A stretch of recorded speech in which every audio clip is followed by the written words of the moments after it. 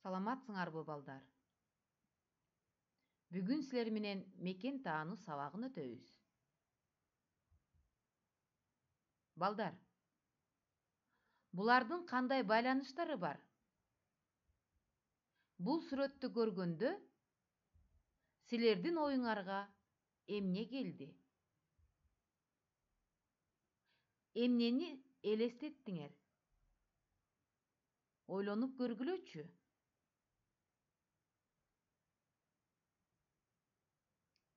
Туура, силердин оюңарга улуу жибек жолу келди.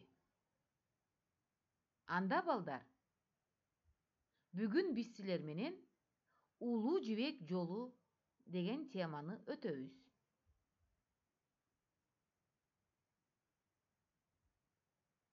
Бүгүн сабакта улуу жибек жолу жөнүндө билесиңер.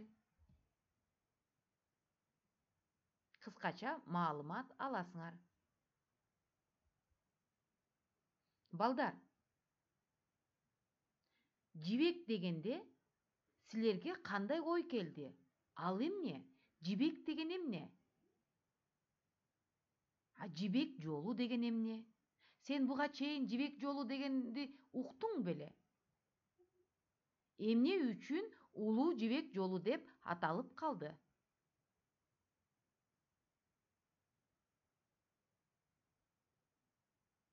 Балдар, чындыгында жибек деген бул кездеменин аты.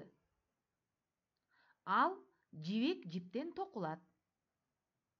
Жибектен үлпүлдөгөн шифон, шайы, атлас жана башка кездемелер жасалат.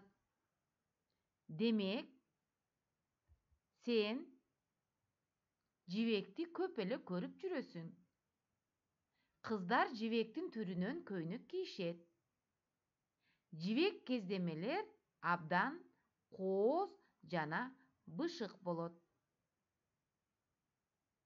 Жибек кездемеси балдар жибек куртунан пайда болот.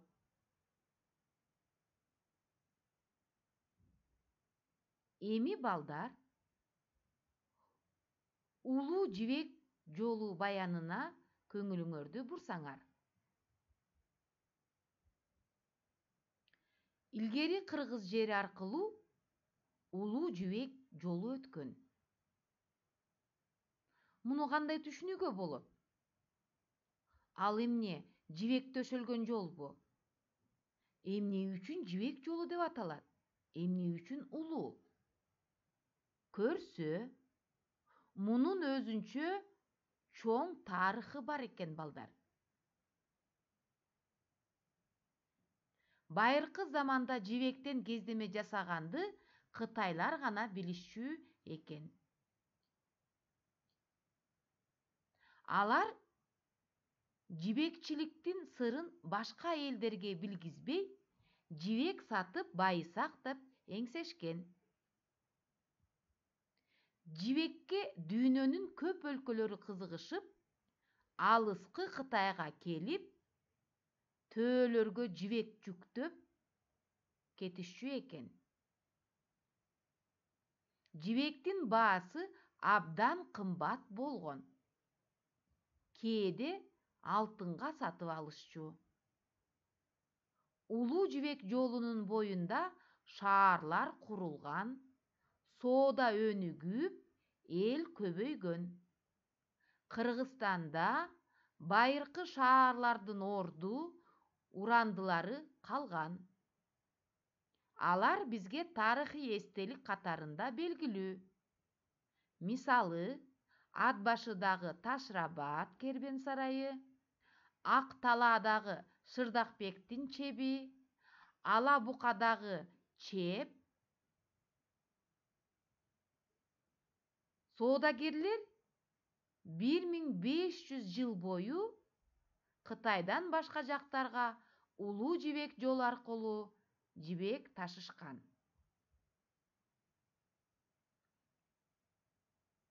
Алар жибек алыш үчүн бардык кыйынчылыктарга чыдап, узак жол жүрүшкөн.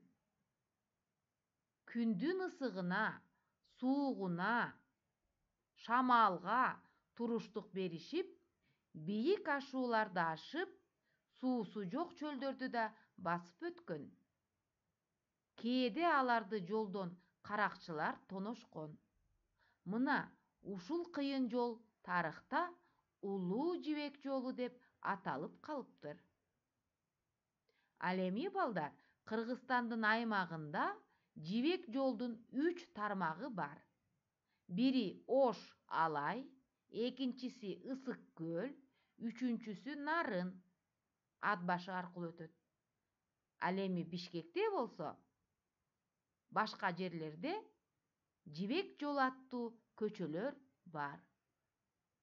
Мынакей балдар, Улуу Жибек жолу баяны ушундай айтылат.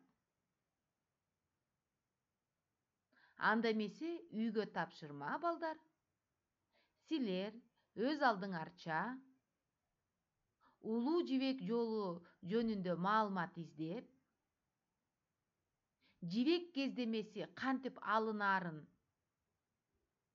интернет булактарынан карап, маалымат жазгыла. Ушуну менен балдар, бүгүнкү биздин сабагыбыз аягына чыкты. Көрүшкөнчө саламатта болгула.